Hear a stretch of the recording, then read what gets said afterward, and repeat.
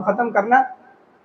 एक बच्चा हिफज करद्या 10 पारे कर ले ते घर मां नूं कहंदा मैं मदरसे नहीं जाना, मैं नहीं हिफज करना, मैं काम ला दे मैं काम कर लवांगा, लेकिन मैं हिफज नहीं करना।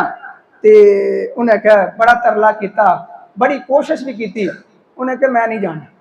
4-5 दिन गुजरे, कारी साहब को पता चलिया, कारी साहब आए घर आके ते सारे मामला देखे, क्योंकि कुछ चीज़ां होंदियां ने बंदे तजर्बे नाल मिलदियां ने, कुछ बंदे नूं पढ़न लगदियां ने, कुछ तजर्बे नाल मिलदियां ने।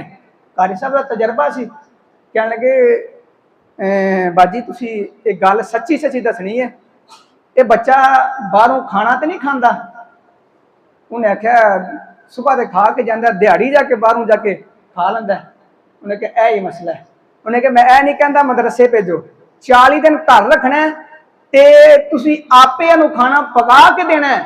मैनूं पता है तुसीं नमाज भी पढ़दे हो, मैनूं पता तुसीं पर्दे दे रहण वाले हो, तुसीं इस्लामी यानी तुहाडे घर दे इस्लामी माहौल है ते तुसीं खाना पका के कहंदे ने ये 40 दिन नहीं गुजरे, 40 दिन नहीं गुजरे, बच्चा आपे कहंदा अम्मी जी मैनूं मदरसे छड्ड आओ। यानी अगर बेनमाज बंदे दा खाना बंदा खाए तो बच्चा कुरान तो दूर हो जाता है, ते जिहड़ी मां ही बेनमाज होवे, बेनमाज मां दुध पाए तो ओदा बच्चा नमाजी बनेगा, ओदा बच्चा अल्लाह दा वली बनेगा? नहीं बनेगा। अगर पीर अब्दुल कादिर जिलानी रहमतुल्लाह अल्लाह ने वलायत अता फरमाई है तो मां बाप की दुआवां और मां बाप की मेहनत की वजह नाल मिली है, अपनी मेहनत को नहीं। बंदे कहते मैं बड़ी मेहनत की है, ये झूठ है।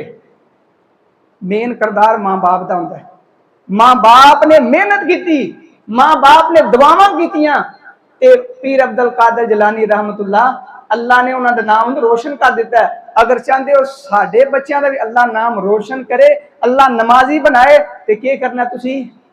बाप की जिम्मेदारी की है? लाल कमा के लिया है, एक एक रुपया चेक करना है यार, जिम्मेदारी रिजक की अल्लाह ने ली, ते मां की जिम्मेदारी है कि नमाजी बन के नमाज पढ़ के और पर्दे की हालत के अंदर, यानी घर के अंदर भी सिर तू कपड़ा नहीं लाना चाहिए, ठीक है ना।